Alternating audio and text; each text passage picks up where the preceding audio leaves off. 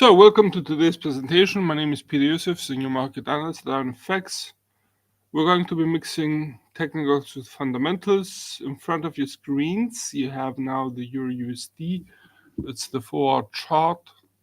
Let's add some toolbars to begin with.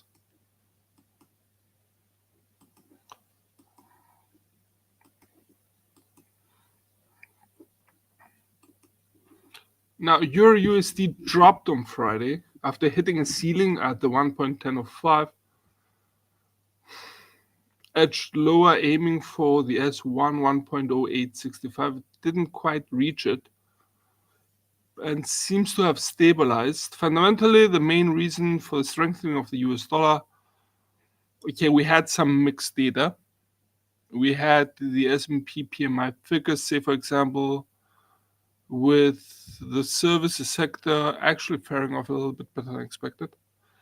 At the same time, we had the industrial output, the US industrial output, which output growth rate, which accelerated, may have not reached the market expectations just, but it came in pretty close.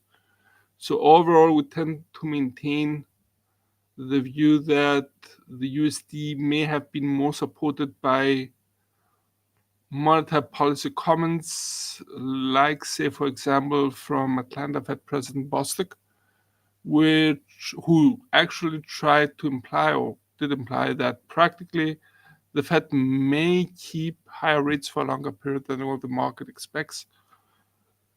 Other than that, we see a relatively easygoing Monday up until now. We had the release of the December IFO indicators from Germany earlier. They came in worse than expected, and that would be theoretically a minus for the euro side. But the pair continued to more or less remain rather unchanged. Let's have a look at the minute of the release if there was any market reaction.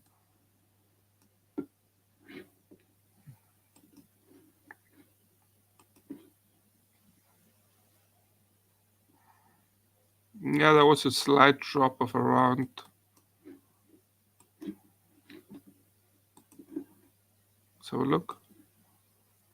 4 pips, nothing much. Sideways it is. Back to the forward chart. So forecasts about the direction of the pair for the time being, we tend to maintain a bias for the sideways motion to continue. There is maybe some slight bullish tendencies within the market sentiment. The RSI indicator is slightly above the reading of 50, yet nothing conclusive. The Bollinger Bands seem to be narrowing, reflecting the low volatility of the pair. So overall, we tend to maintain a bias for the sideways motion between the R1 and the S1 to be maintained. Should the bulls take over, I would expect the pair to breach the 1.1005, and note that it's a level which provided substantial resistance once here, twice here. So for any bullish outlook to emerge, we require a clear break above the R1 and start aiming for the R2 1.1140. Mind you that such a development would allow us also to start drawing an upward trend line, as we would be having also consecutive higher trough and higher peaks. The latter is still being expected, hasn't been presented yet. On the other hand, should the bears take over, we may see Euro USD dropping, breaching the S1 1.0865, and start aiming for the S2 1.0750. Okay, let's have a look at cable.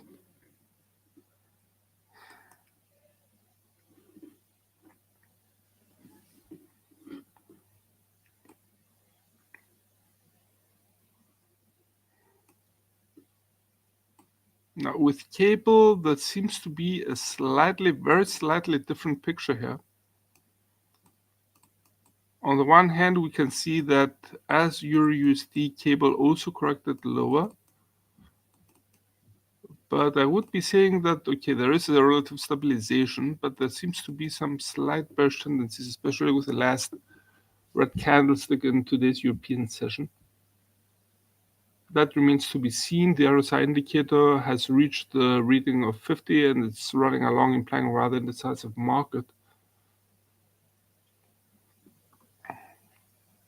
Yet for a bearish outlook, we would require a clear break of the S1, 1.2595, and the pair to start aiming for the 1.2475. On the flip side, should the bulls take over, we may see the price action rising, breaking the R1 1.2720 and start aiming for the 1.2870.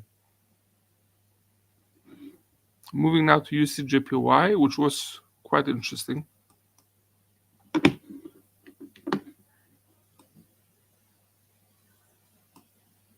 Now, USD/JPY seems to have some bullish tendencies. It's characteristic how it continuously tests the R142.50. The RSI indicator is rising, implying that the bearish sentiment is fading away. Has not reached the reading of 50 just yet, has not turned completely bullish just yet. For the time being, I would maintain my bias for a sideways motion between the R1 and the S1 to be maintained. And for a bullish outlook, I would require a clear break of the R142.50 and the pair to start aiming for the R244.40. On the flip side, should the bears take over, we may see the price action dropping, breaching the S1, 140.85, and start aiming for the 139.10. Now, at this point, fundamentally speaking, I would expect JPY traders to keep a close eye on BOJ's interest rate decision tomorrow. That's during the Asian session. The meeting has already started during today's Asian session and continues until tomorrow, and where the decision is being announced. Now, the market expects the bank to remain on hold widely at minus 0.10%. JPY ORS implied probability of over 98% for such a scenario to materialize, practically rendering the interest rate part of the decision as an open and shut case. It's expected, though, to be a pivotal interest rate decision by BOJ, and the market will want to see whether the bank is going to be signaling some tightening of monetary policy in the coming year or not. May I remind you guys that the market seems to be pricing in, according to JPY ORS, 3 rate hikes in the next year by the bank. Mind you that BOJ has maintained an ultra loose monetary policy over, if I'm correct, decades. So that would be a big switch. And the market now expects the bank to hike rates by 0.10 by 10 basis points once in March, once in July, and with a strong maybe in December. So 3 rate hikes, 2 to 3 rate hikes are being priced in right now. Should the bank actually signal or sound a little bit more hawkish than usually, that could solidify the market's expectations and actually provide some support for JPY, pushing the pair far, far lower. On the other hand, should JPY traders not be satisfied, or should the bank actually fail to signal any hawkish intentions, that could weaken the JPY side of the pair, as it would contradict the market expectations and practically push USD JPY higher,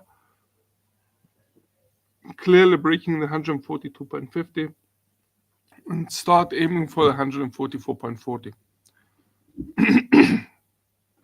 Let's have a look at AUD USD.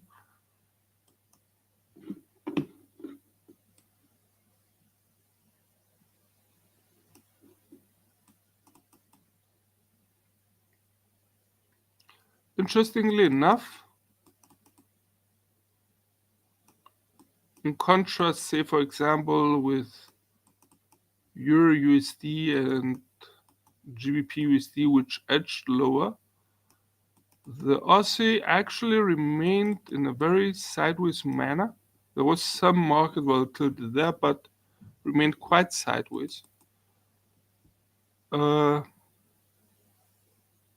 The R1 is being tested right now, has not been clearly broken just yet. For a bullish outlook, I would require, though, a clear break of the R1 and the price action to reach as high as the R2 to maintain a bullish outlook here in place. Other than that, we may see the price action continuing to remain at or just below the R1 0.6725. For a bearish outlook, we would require a clear drop, which could be signaled by a breach of the S1 0.6620, the price action to continue lower towards the S2 0.6535. Now, besides USD fundamentals, we're also noting from the Aussie side some fundamentals. As we're getting tomorrow during the Asian session, RBA's December meeting minutes. In the latest meeting, RBA had signaled that practically rates are already at a restrictive territory, more or less implying that no more rate hikes are coming. The big question is, A, how confident are RBA policymakers that no rate hikes are about to come once again? And B, whether on the contrary, RBA policymakers will be having a look at the possibility of rate cuts by the bank in the coming year. Should that be the case, the latter, so should some rate cuts having been examined in the meeting, that could be weakening the Aussie side of the pair and driving AUD/USD lower. On the flip side, should there be some uncertainty on whether the bank's interest rate is at a restrictive territory or not, that could imply that there are still some bullish tendencies within the bank and could drive the Aussie a little bit higher, driving AUD/USD higher.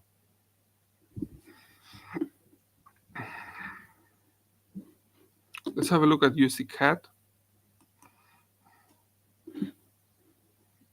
Similarly to AUD/USD, only in the reverse, the loonie strengthened and stabilized against the US dollar, breaching the 1.3405 support line. So we're going to be having to reverse this into a resistance line. Let's go hunting for a new ultimate support line.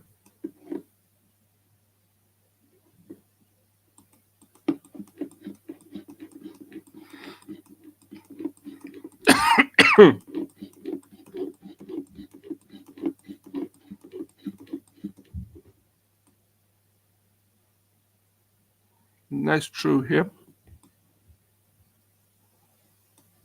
I'm keeping it. In green, that should be the 1.2950. We're adjusting the chart.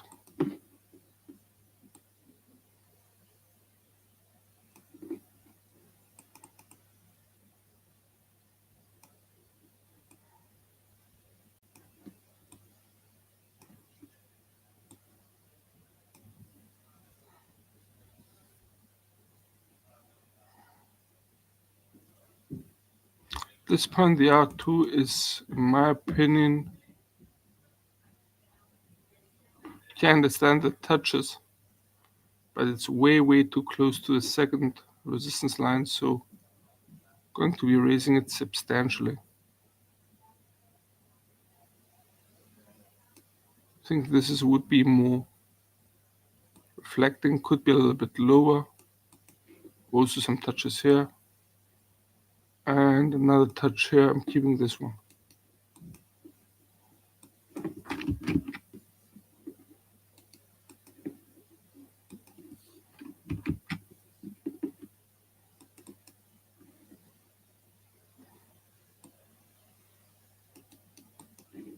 So that would be the 1.3710, 35.35, the second, 34, give me a sec, 34.5, the first resistance line,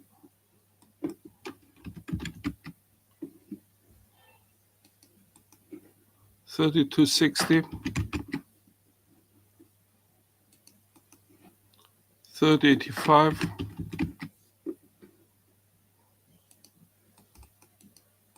29.50.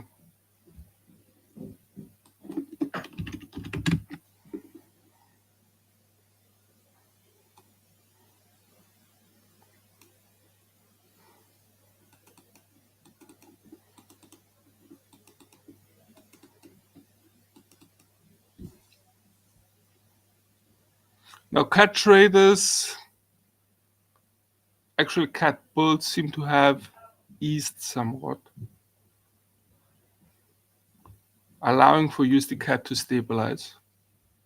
Yet there is still a residue of a bearish sentiment in the market. It's characteristic how the RSI indicator corrected somewhat higher, but remains practically on the reading of 30, implying that there's still some bearish sentiment left in the market for the pair, which could drive it lower. Also note how the 100, the orange line, the 50, which is the green line, and the 20 moving average, the median of the Bollinger Bands, are all pointing downwards, implying that the bearish movement may have not been ended just yet. For the time being, though, we tend to remain in a sideways motion bias. And for bearish outlook, we would require the pair to drop, breach the S1 1.3260, and start aiming for the 1.3085. Mind you that the distance between the lower Bollinger Band and the price action has widened a little bit, which allows for some room for the bears to play if they wish so.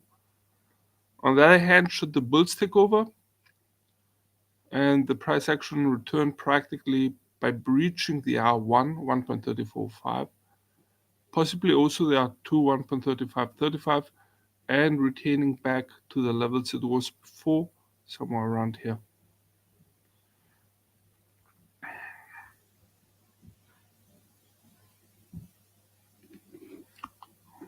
Let's have a look at gold.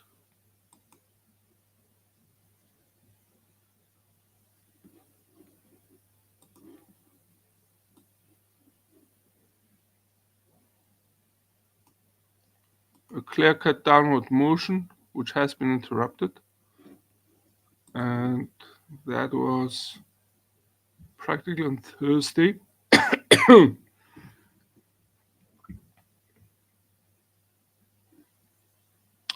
And the price action of gold remained in a sideways motion between the 2016 and the 2048 corridor. The question is how high it can go.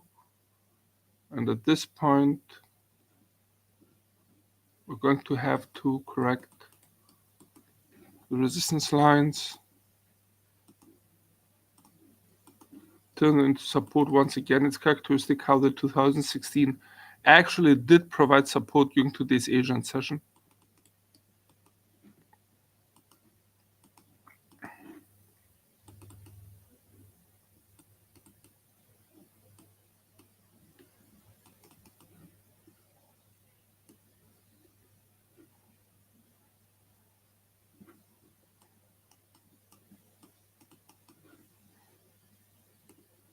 I'm taking the resistance lines to the top.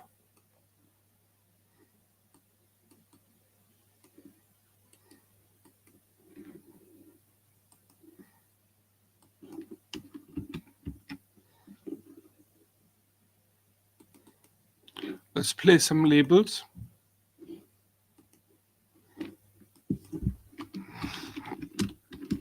$2,136 in red.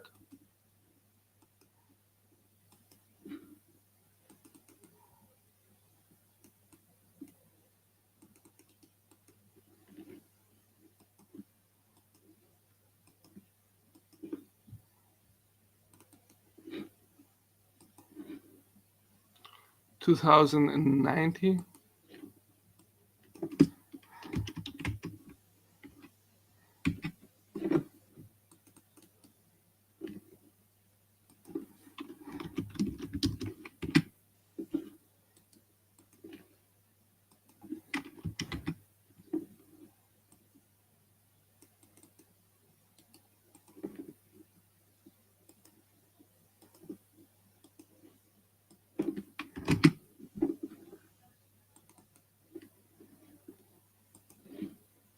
$2,048.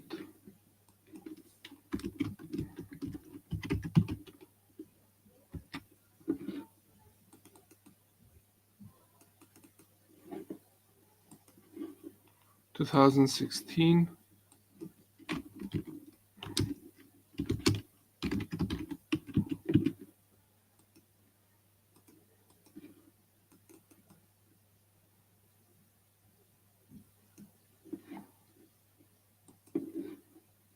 $1,988.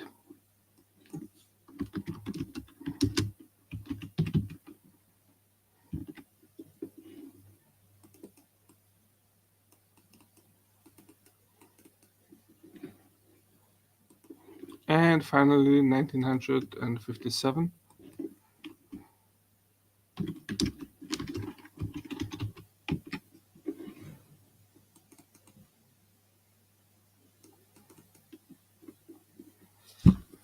So, prognosis for the time being is for a sideways motion to be maintained, possibly between the R1 and the S1. I understand that the price action right now is quite close to the S1. We're talking about a corridor of $32, which is pretty wide, even for gold standards. I also understand that the distance between the resistance lines and the support lines is wider between the resistance lines rather than the support lines, and that's mostly due to that we had a very intense price action at those levels, which did not allow us to see any other levels to cut the resistance lines shorter. The RSI indicator tends to remain, or if you prefer, run along the reading of 50, implying a rather indecisive market. It's characteristic how the price action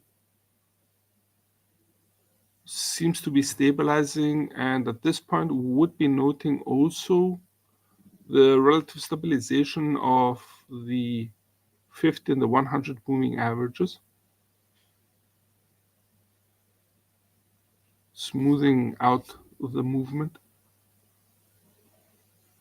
For a bullish outlook, we would require the pair to breach above the last peak, which was here. So the R1 has to be broken, and gold's price has to reach above the R1 2048. On the flip side, should the bears take over, we would require lower show than this one. So the price action has to breach below the 2016 and start aiming for the 1988.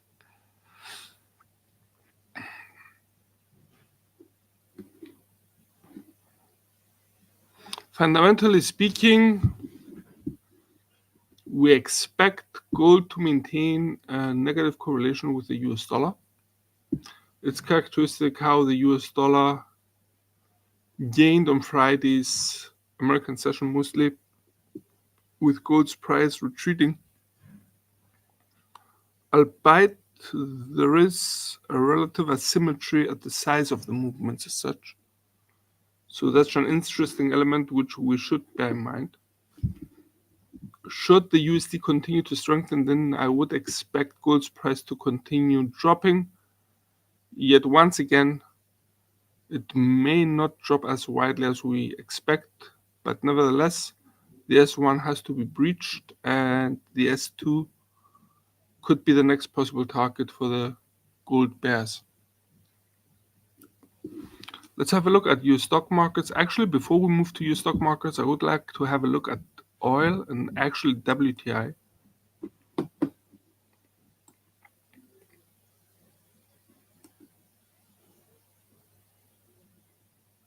It seems to be moving in a sideways motion, albeit it has substantial correction lower. And it's interesting given that there are fundamentals which tend to lean more towards the bullish side. Let's add some labels though to make a start with. Starting with the R1 being at 73.95 in red.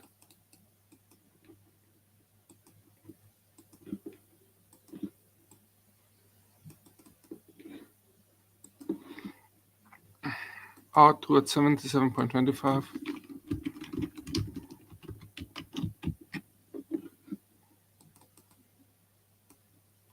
And the R3 at 79.70.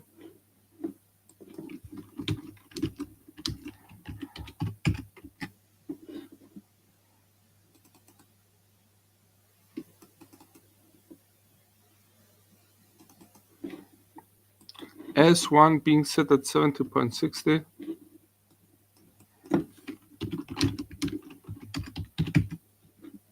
In green.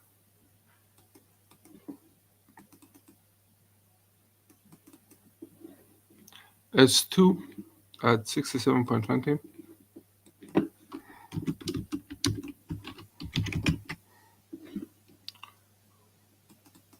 And S3 at 64.20.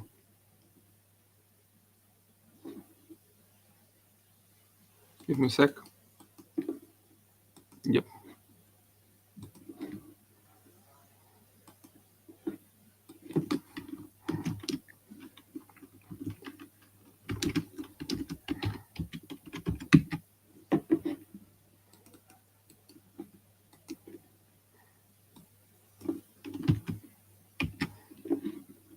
There you go. Now, as I have mentioned, fundamentals for oil tend to be a little bit more on the bullish side. We're going to have to examine what exactly caused the wide drop during today's early European session. We have oil tanker companies which tend to refuse to go through the Suez Canal as attacks by Houthi rebels seem to intensify.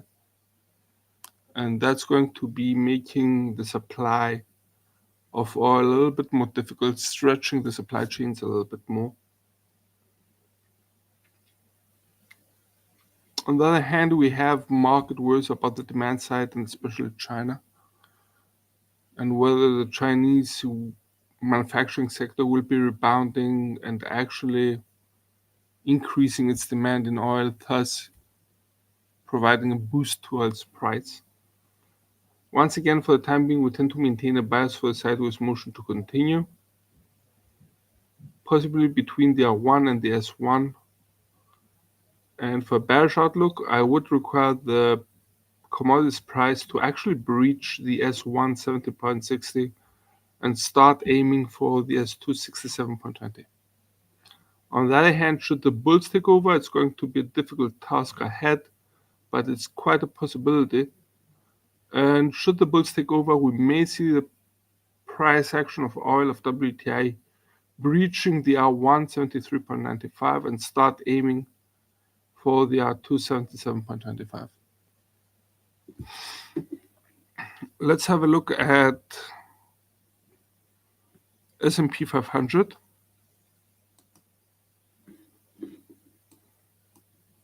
And guys, this is impressive. And allow me to drill out to the daily chart. Whoa, even the weekly chart. We have 1, 2, 3, 4, 5, 6, 7 And this is the latest, today's meeting. We have already 7 weeks in the greens, practically reaching record highs. Monthly. Yep. Back to the forward chart.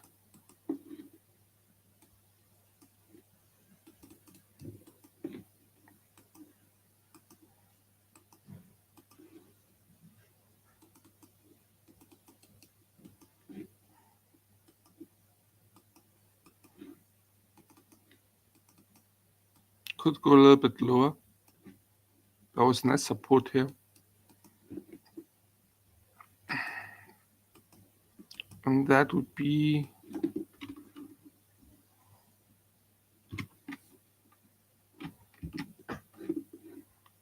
15,735.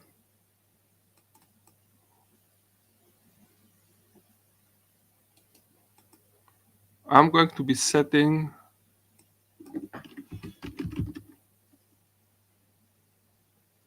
Nasdaq's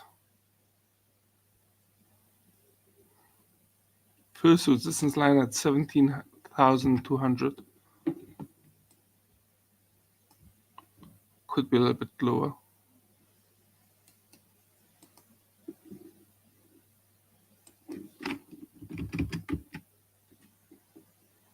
And continue upwards at a pace of 500 ticks each.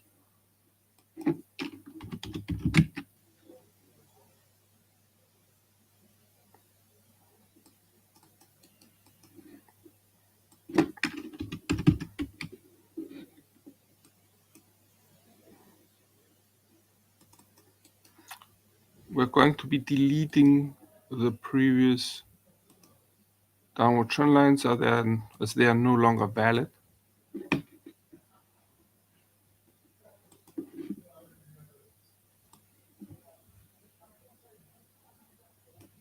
It's interesting how they are being tested right now. And allow me to drill into the daily chart.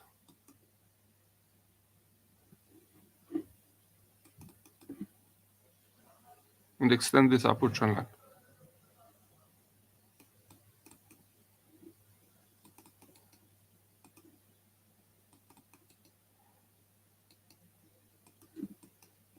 Back to the forward chart.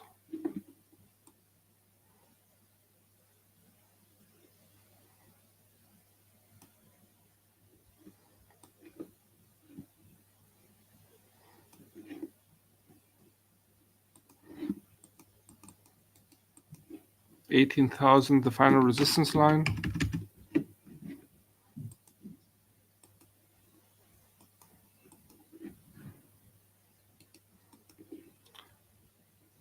$17,500 the second, and 17,000 the first resistance level.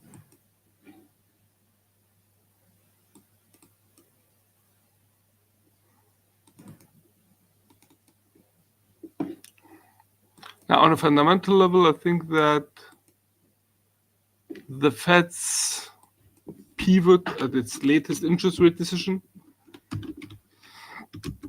practically reshaped the map of US stock markets, and they no longer are considering whether the Fed's going to be hiking rates or not.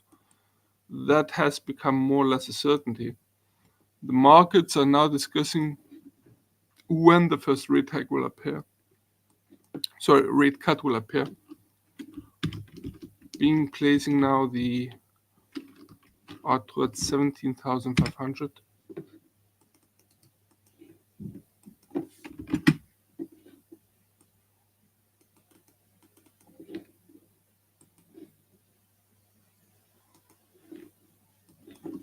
Overall, the easing of the Fed's monetary policy more or less may allow for some support for US stock markets, and vice versa should there be more signals, say, for example, like Atlanta Fed President Bostic's comments on Friday that rates may remain higher for a longer period.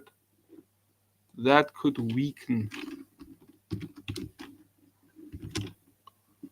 US stock market 16,165 in green.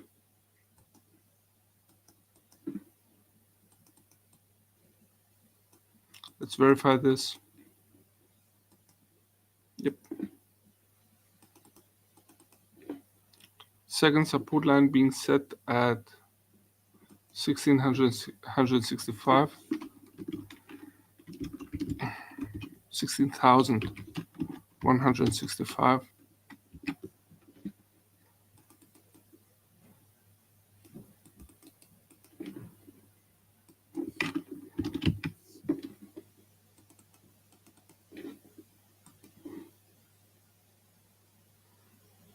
And third support line,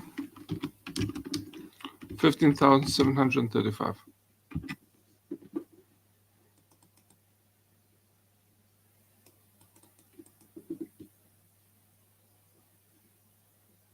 The bullish sentiment is still there, and it's characteristic how the RSI indicator, despite correcting lower, remained near the reading of 70, with the RSI being there, more or less implying once again that the bullish sentiment is there for US stock markets. Now, should we see the bulls maintaining control, then we may see the price action aiming for the 17,000 resistance line. On the other hand, I would be noting how the Bollinger Bands are narrowing, which may imply low volatility and thus may force the price action of Nasdaq in a sideways motion. On the other hand, should the bears take over, we may see the price action of Nasdaq dropping, breaching the first upward trend line, breaching the 16,565, breaching also the second upward trend line, and possibly the S2, 16,165. And in such a case, we would be turning our outlook into a bearish one, especially if the S2 is broken. Given the S2 has provided support here, resistance here, aimed for here, seems pretty valid. Okay, that should sum it up. From all of us here at IronFX, best wishes for solid trading.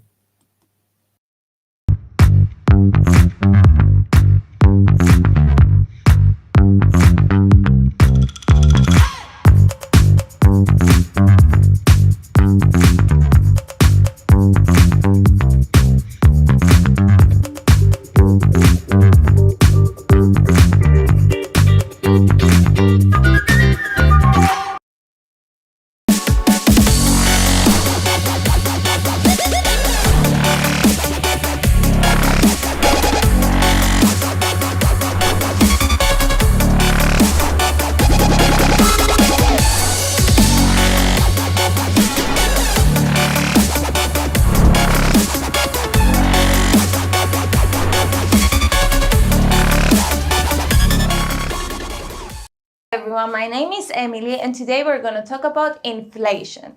In a market economy, prices for goods and services can always change.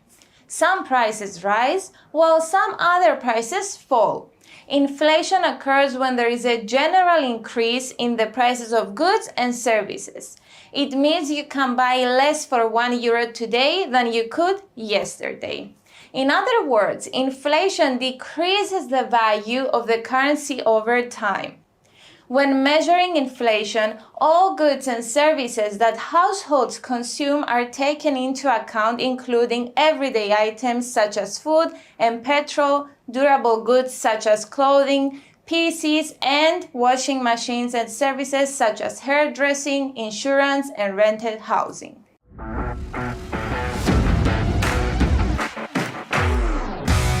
All these goods and services that households consume during the year are represented by a basket of items.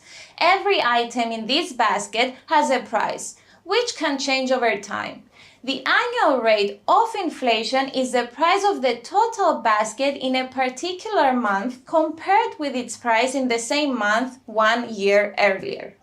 In a healthy economy, annual inflation is usually in the range of 2 percentage points, which is what economists consider a signal of pricing stability. And there can be positive effects of inflation when it's within range. For instance, it can increase spending and thus stimulate demand and productivity when the economy is slowing down and needs a boost. On the contrary, when inflation begins to exceed wage growth, it can be a warning sign of a struggling economy as consumers' purchasing power will decline. Inflation impacts consumers most directly, but businesses can also experience it. As mentioned, when inflation rises too much and it is higher than wage growth, then households or consumers lose purchasing power as the prices of items they buy, such as food and petrol, increase.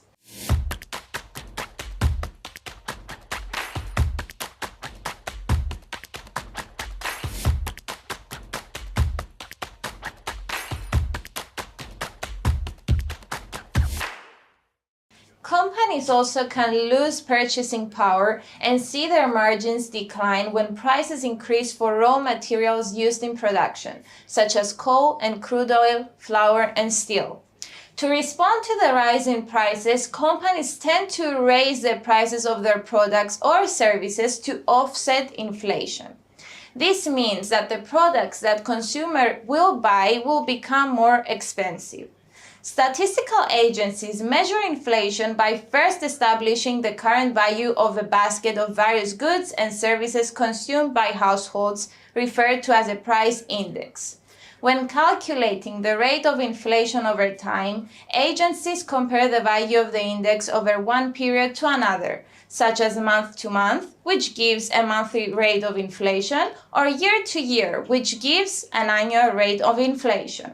For example, in the United States, the Bureau of Labor Statistics publishes its Consumer Price Index, which measures the cost of items that consumers buy out of pocket. The CPI is broken down by regions and is reported for the country as a whole. Another measure of the prices that people living in the United States or those buying on their behalf pay for goods and services is the Personal Consumption Expenditures Price Index, which captures inflation across a wide range of consumer expenses and reflects changes in consumer behavior. Thank you so much for watching us.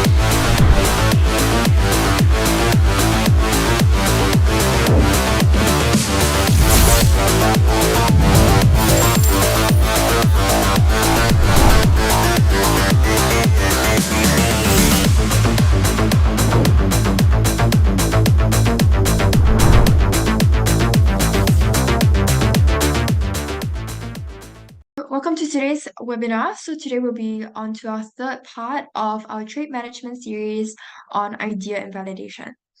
Okay, so as per usual, before we get started, just a disclaimer and risk warning. So our products are traded on margin and carry a high level of risk, and it is possible to lose all your capital. These products may not be suitable for everyone, and you should ensure that you understand the risks involved. So a disclaimer, the information in this webinar should not be considered investment advice or an investment recommendation, but instead educational material only. This material is just the personal opinion of the author, and the client's investment objectives and risk tolerance have not been considered.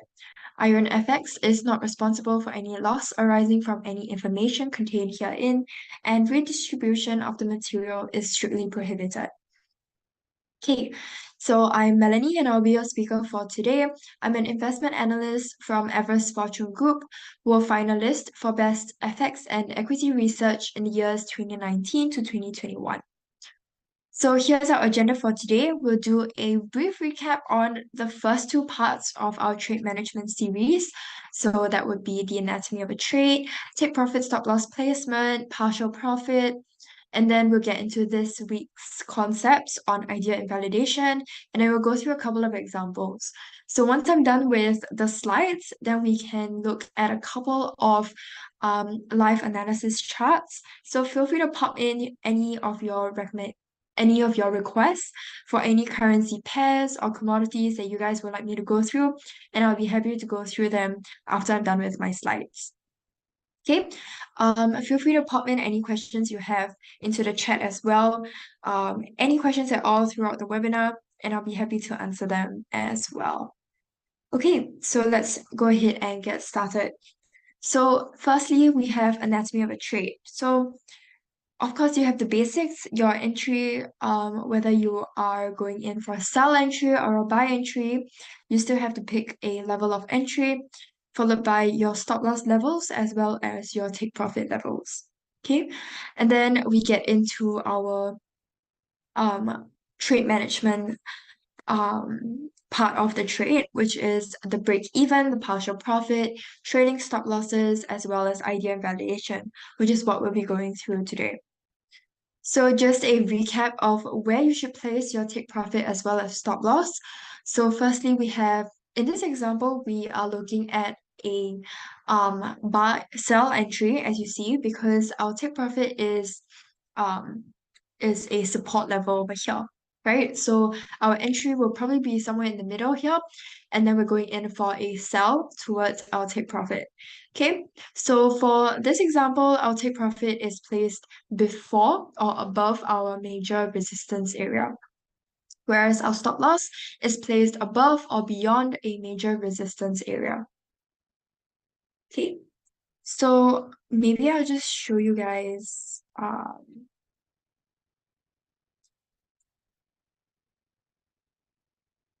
I'll just show you guys some tips and tricks if you are a beginner and you're just starting out. Okay, so you can look at the Forex Army. So we have a couple of guides over here. Okay, you can look at the trading guides. Ooh. Okay.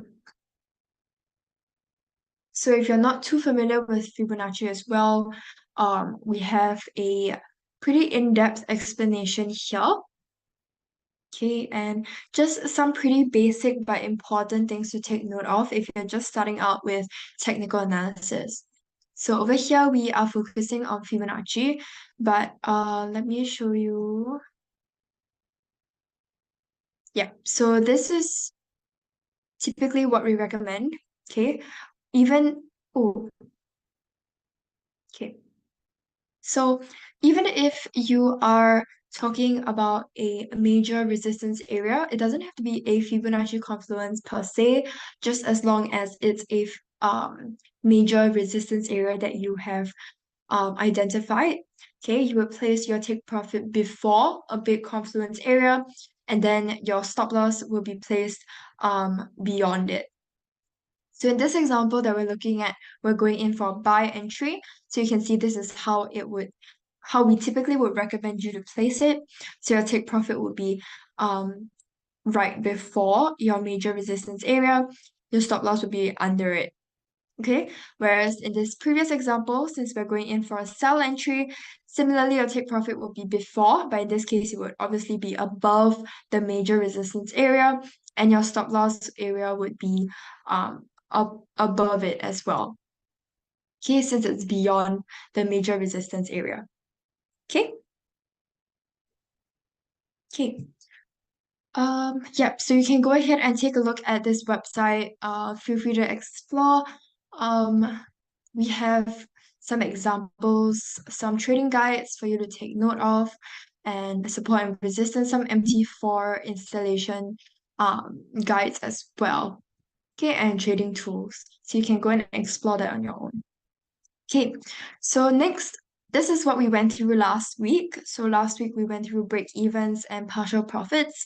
So if you missed that, I'm just going to briefly go through what exactly a break even and partial profit is.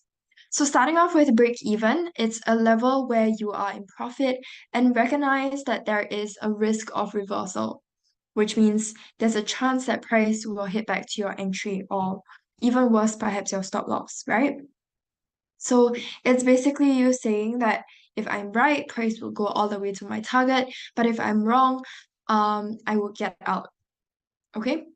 So here in this example, our entry level is this blue line here, and it's in line with this double swing high resistance area. So this is our entry level because price has broken out of this swing high resistance. Okay, wait, let me just make sure that, okay, okay, great. You guys can see my screen. Okay, so what was I saying? So price has broken out of this double swing high resistance, and this is our buy entry level. Okay, so it's testing this level a bit, and then you can see that it's triggered our break even level, which is at this swing high level. Okay, so it's triggered this level and it's reversing back to our stop loss, or rather to our entry. So originally this level here is our entry, but then and our stop loss is way below over here, right? But because we noticed this reversal, because of this break even, right? So once price is reversed off of the break even, then we want to quickly move our stop loss over to our entry so that even if price does reverse back down, at least we get out of the trade at break even and protect our position. Okay, so if in this case it doesn't really affect your take profit because at the end of the day your take profit is still here at this green highlighted area.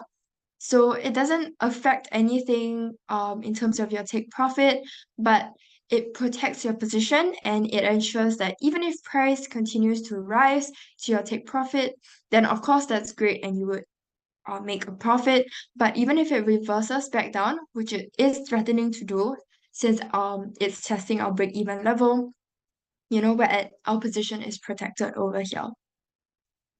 Okay, so here's a example from a chart. So our entry level in this case is a swing low.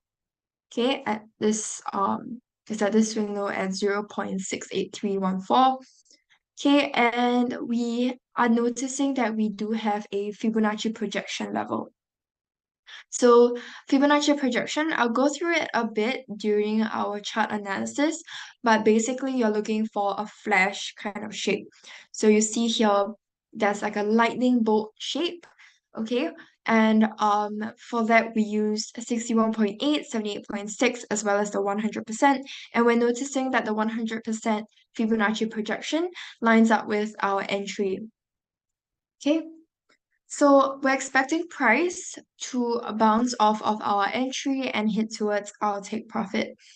Our stop loss is placed at this swing low and our take profit is placed at this swing high here. Okay.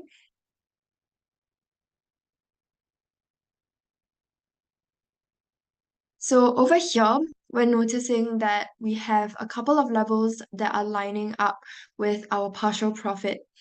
Okay, that are lining up at this level. Okay, so this level is what we call our partial profit, and I'll get into that a bit. But basically, we see this 23.6% and this 38.2% Fibonacci retracement are lining up nicely. Okay, so we're labeling that as our partial profit that's somewhere in between your entry and your take profit. So we see that price has nicely reversed off of our entry, just as we expected. Okay, and it's headed towards our take profit, but it's currently touching our partial profit. Okay. So now what we do, since price has already touched our partial profit, we saw with our break even, we're moving our entry towards our stop loss. So this way even if price reverses off of our partial profit, which could happen since this is a confluence area. Okay, confluence area basically means that if there are two or more Fibonacci levels that are lining up in that same area, that just basically makes it a confluence area. Especially because at our partial profit level here, we have two swing lows at this level as well. Okay, so that makes it a pullover um resistance level as well. Okay, so we could see price testing this level here. And yeah, so we are moving our stop loss to our entry so that if it does reverse, we can get out at break even. But we've also made partial profit over here. Okay, and if you see over here, price actually did reverse off of our partial profit level, and it reversed and it headed back down to our entry and stop loss. So this way we got out of the trade at break even, and even with actually a little bit of profit. Okay, I hope this is clear. Okay, now let's take a look at idea invalidation, which is our focus for this week. So idea invalidation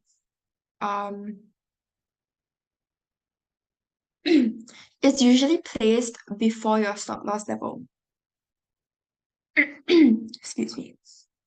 So it's usually placed before your stop loss, and it's the level which you basically admit that that your initial trade idea was wrong and you want to get out of it ASAP. Okay, so idea invalidation, or rather invalidation, basically refers to the whole process of testing the validity of your trading idea or your hypothesis. So be it whether you are going in for a buy or a sell. So it involves analyzing the market data, market conditions, and then in order to determine whether the idea is likely to result in profits or not. So if the analysis shows that the idea is unlikely to be profitable, then it's considered invalid, and then you as a trader may choose to discard it or modify it. So the goal of idea invalidation is to reduce the risk of making poor trades and increase the chances of success by only pursuing valid and well-researched trading ideas. So um let's go through this example here. Okay, so in this case, we are placing our idea invalidation below our stop loss line here. Okay, and our entry is at similarly at this swing high, double swing high resistance. Okay, and we're going in for a sell entry. Um, yeah, we're going in for a sell, and we're hoping for price to drop all the way down to our take profit over here. Okay, so notice how previously I mentioned that we place our take profits before major confluence areas. So in this case, we have three swing lows that line up nicely. So this is typically considered to be a major support area.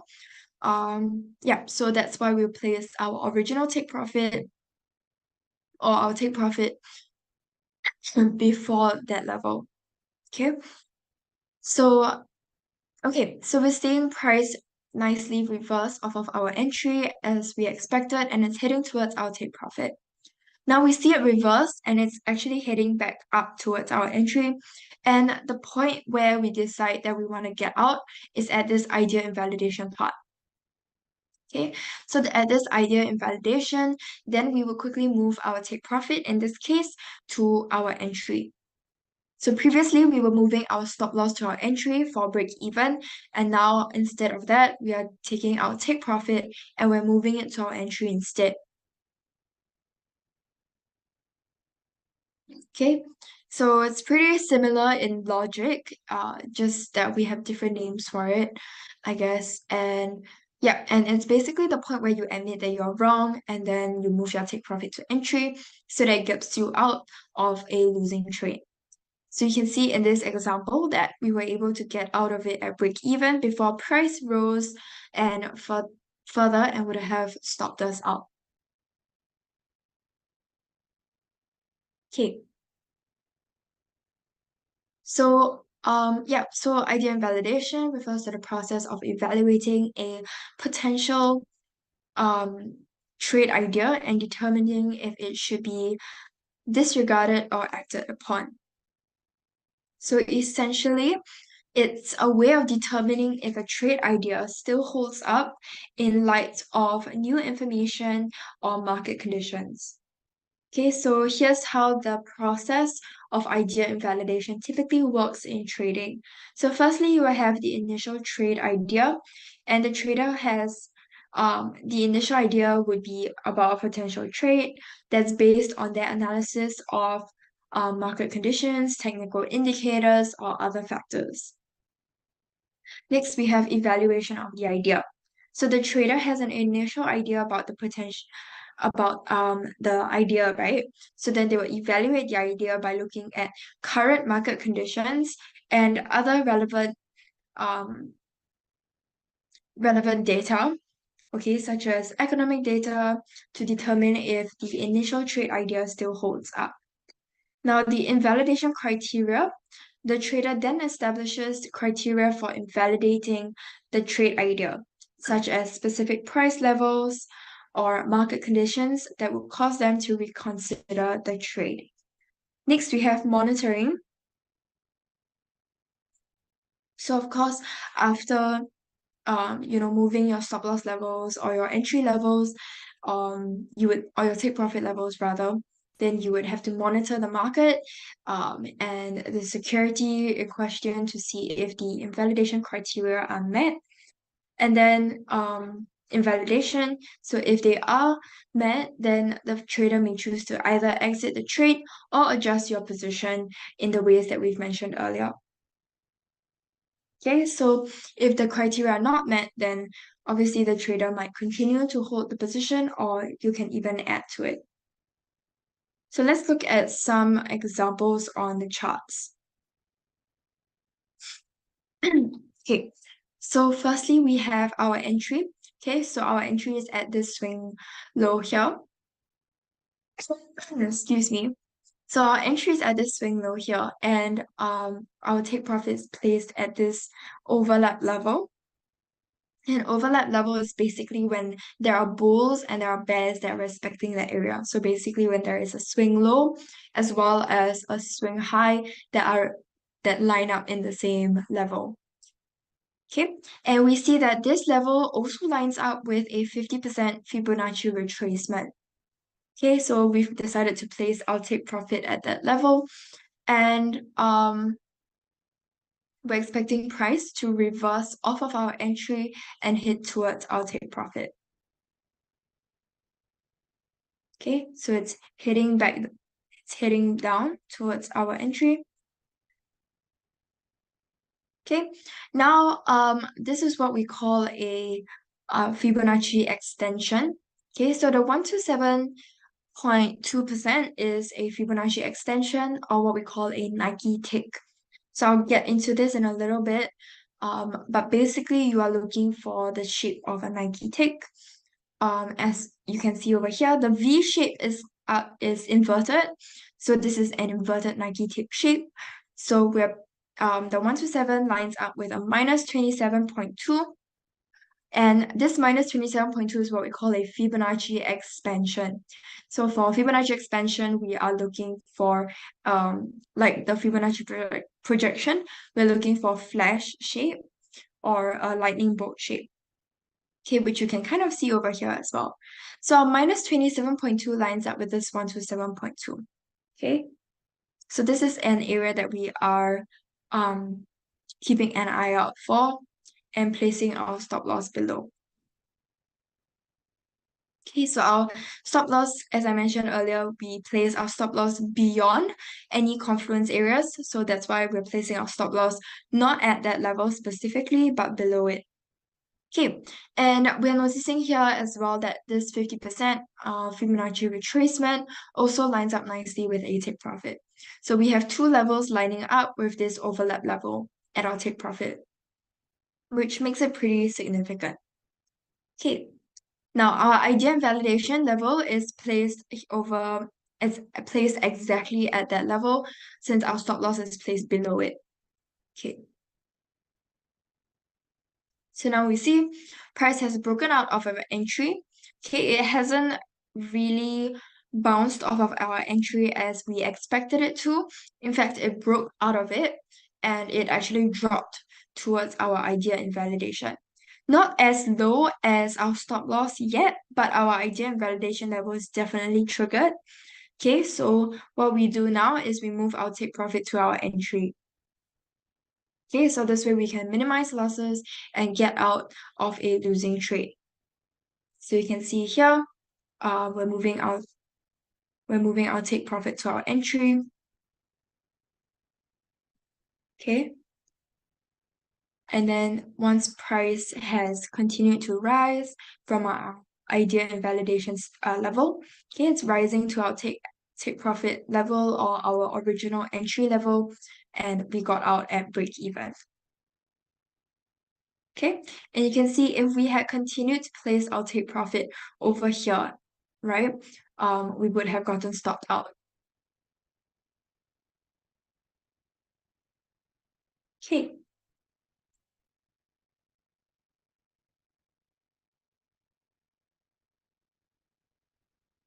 Okay, I think that's it for my slides. Now we still have half an hour left. Now let's take a look at some charts. Feel free to pop in any requests into the chat. Let me just take a look at let me just open my charts.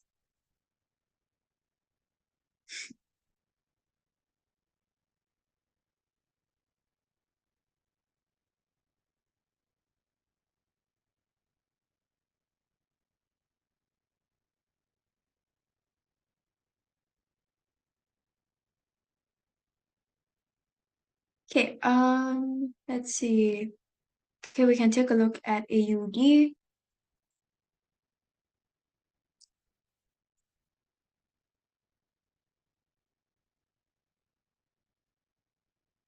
Okay.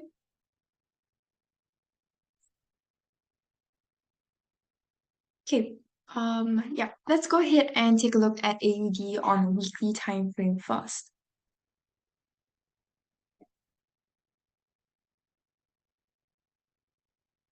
Okay, so on a weekly time frame, we see that the Aussie dollar is kind of moving in this descending trend line. Okay, so it is pretty bullish on a weekly time frame. If we look at the daily time frame, it does look pretty bullish as well. We also have a descending trend line.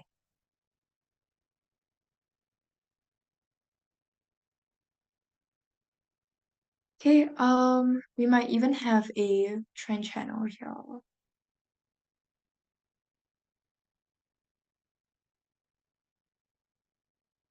Okay, we kind of do have a descending trend channel as well. Basically, for a valid trend channel, you need to have at least 2 touches on top and 2 touches below. Okay, at least.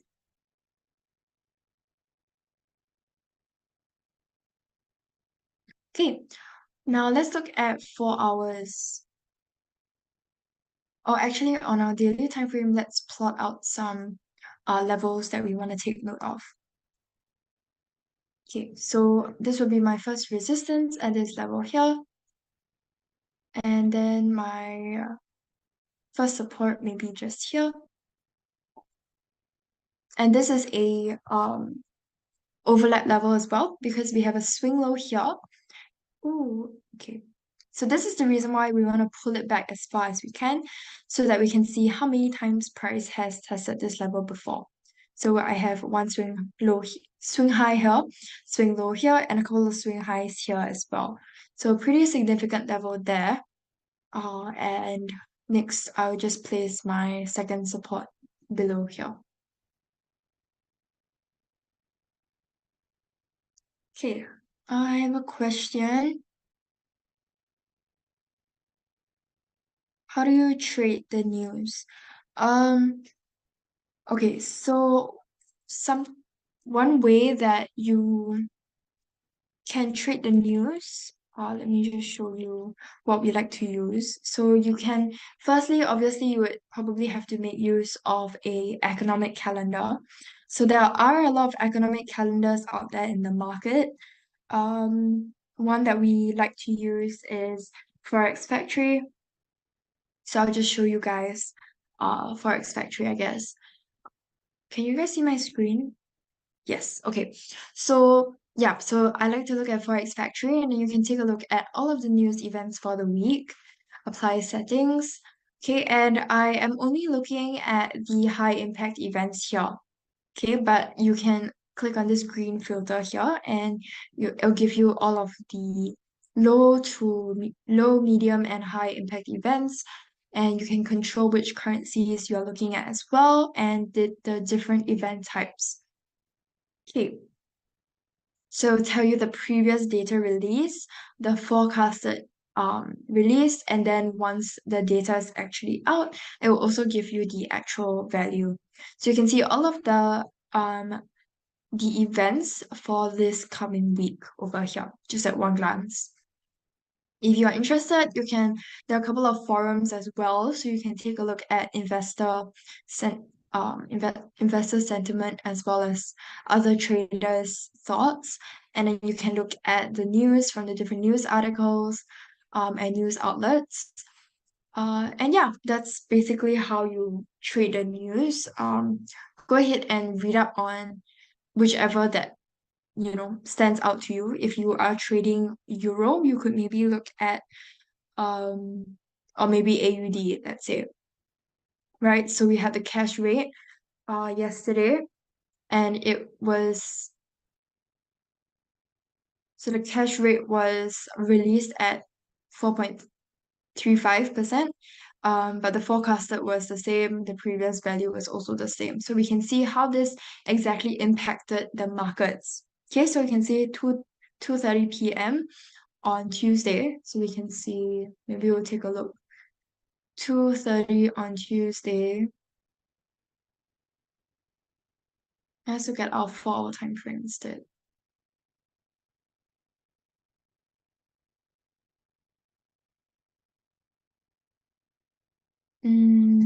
What's going on? Okay.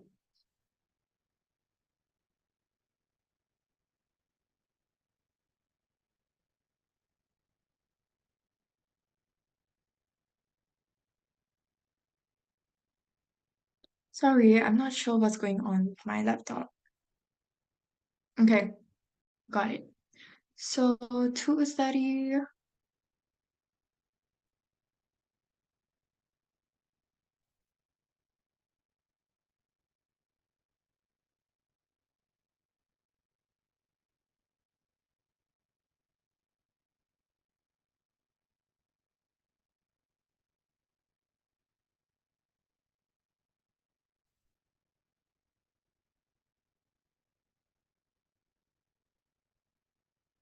Oh, okay. Because this timing is um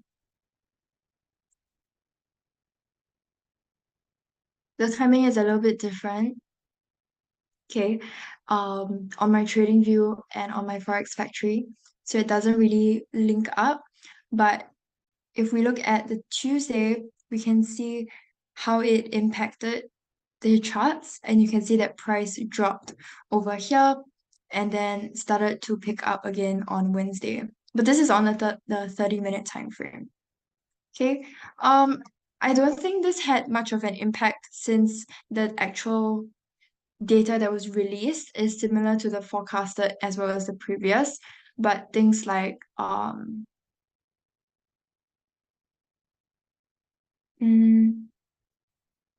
if you look at the CPI, maybe if we look at Swiss franc in a bit, it was slightly lower than the forecasted. So we can look at how that impacted as well. But yeah, that's basically how you can make use of the news to trade. Yeah. Feel free to just copy the names of whichever news event that you're looking for into Google, and then look for um, an explanation on what you are expecting, what the investor sentiments are about um, the investor sentiments, but of course also the government's um, what they are expecting to do as well. Okay, yeah. Uh, yeah. Let's get back to our 4-hour time frame.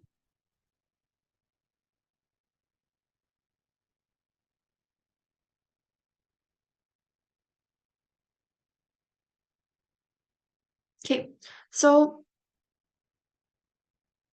I'm going to place my first resistance here, and then my first support maybe just here.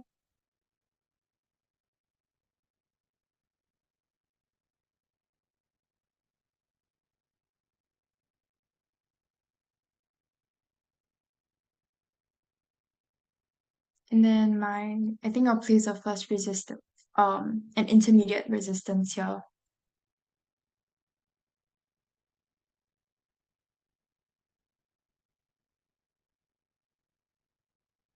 Yeah, so if you look here, it'll give you a list of all of the events that's happening for the week.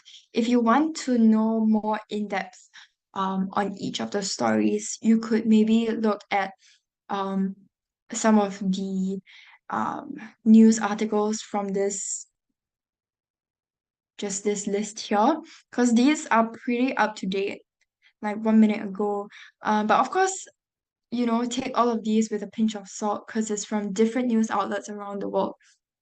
So you can take a look at those over here, or you can, like I mentioned, just Google some of these events.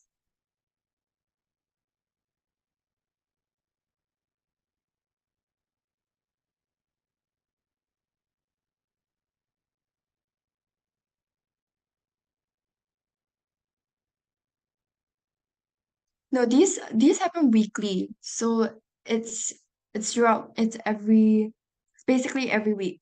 So depends on your trading strategy. So what I'm talking about now is a weekly time frame. So I'm looking at all of the news for that week.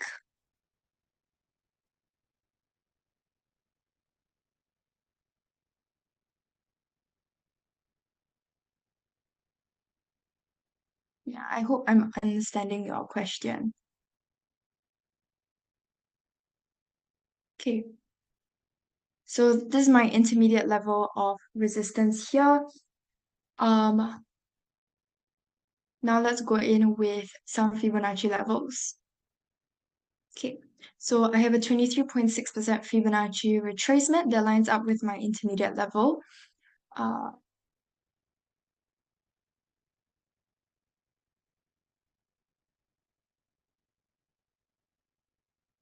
let's see if we have a projection. No.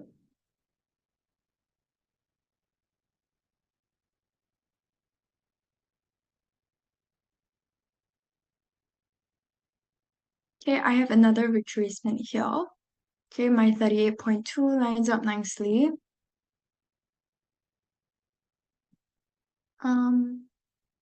38.2 maybe, yeah, 38.2. So my 38.2 lines up with my first support. Let's see if we have anything else.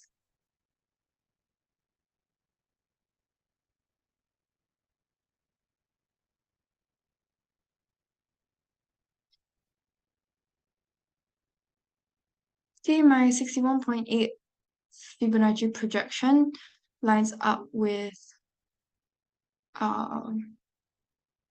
my first resistance. Okay, so they don't really have to line up exactly because these tend to be areas more so than levels, than specific levels. Okay. And I personally don't like the 0 and 100% because I find it a bit messy. Okay, so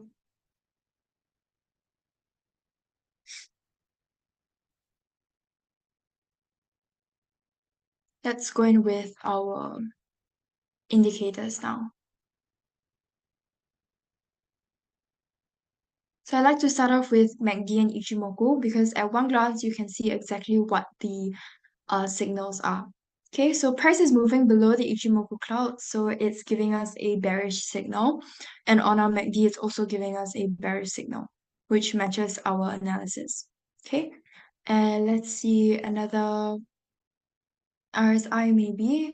Okay, RSI, we have price moving in a descending trend line. Okay, so it's also supporting our analysis. Okay, it's not really a trend line, but you can see over here that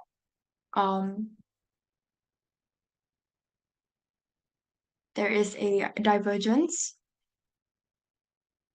Okay, so over here, price has made a higher high, and over here, price has obviously made a lower high. Okay, so that's a bearish divergence. Also supports our analysis, and maybe let's look at Bollinger.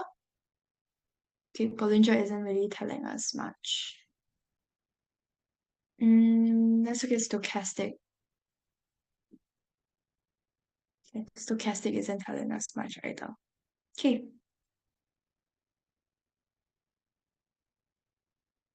Okay, so we're going for a sell from this intermediate resistance towards our first support. And if you're looking for maybe another sell,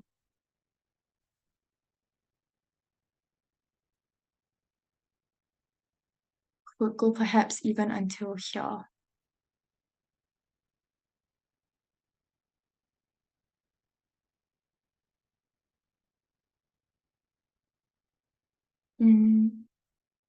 Okay, because price has tested this level many times in the past, as you can see. So price is typically attracted to such strong areas of resistance or support. In this case, of course, support. So once price breaks out of our first support, we should have enough downside confirmation that price will continue towards our second support. Okay. Yep, I can pop in the website over here. It's just Forex Factory.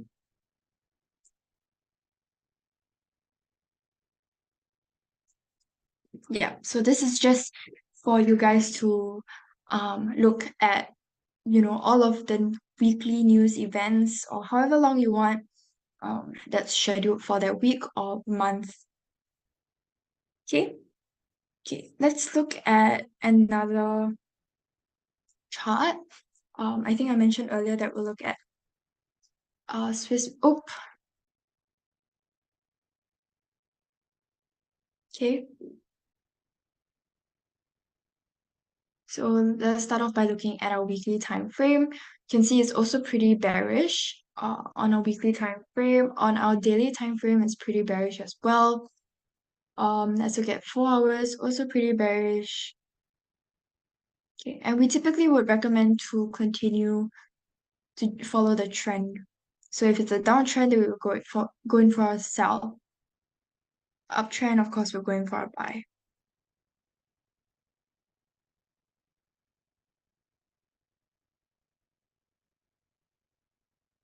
Okay, this is my first support, and you can see once again it's an overlap level of support.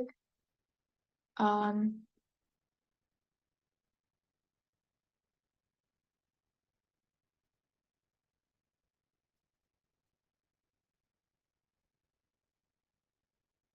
okay, and here I have my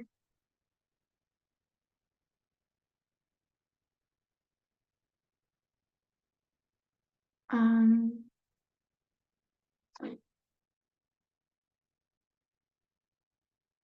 yeah, here I have my first resistance.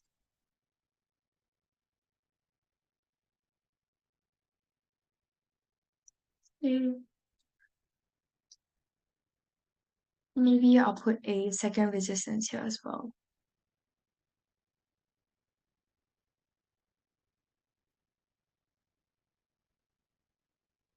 Okay.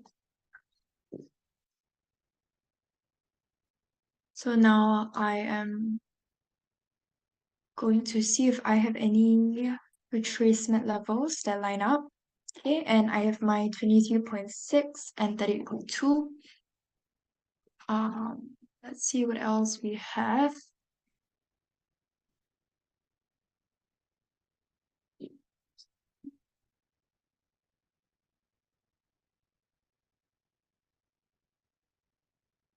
Okay, my 61.8 also lines up nicely.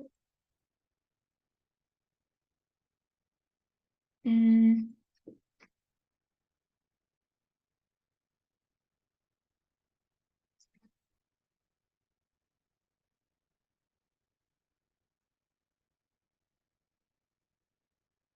okay, my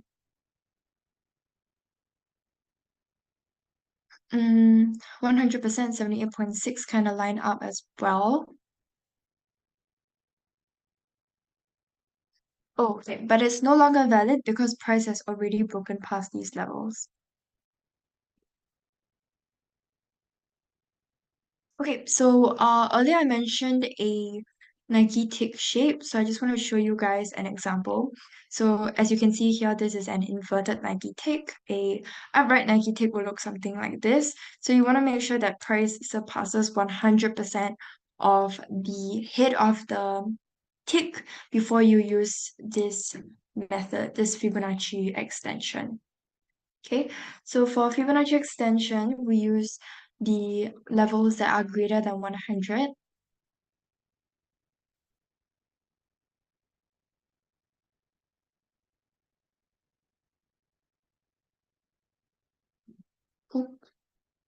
Okay, let me get rid of this.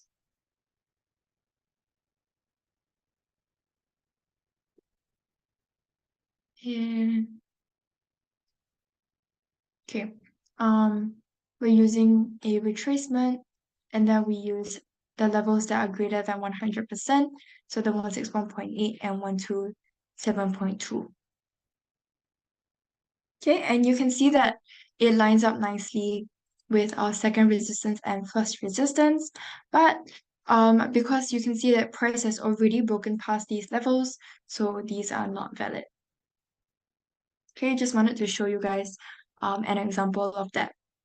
Okay, now let's look at some indicators.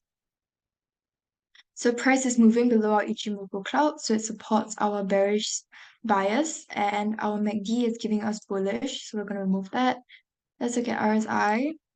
Um,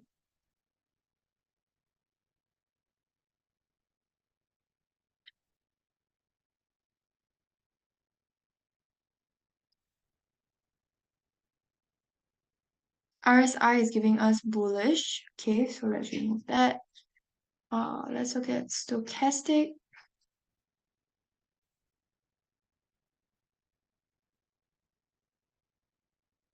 Okay, stochastic is kind of not telling us anything. Let's look at our moving averages.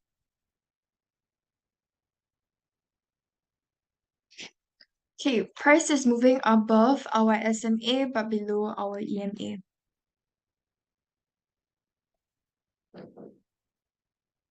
Okay, so it's bearish on our EMA but not our SMA. Now let's look at Bollinger Bands. Okay, it's bouncing off of the top band or the upper band of the Bollinger Band, so that it does support our analysis. Okay, I think that's it for this chart.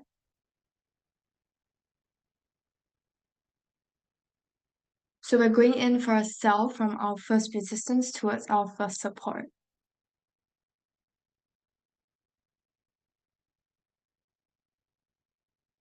Okay.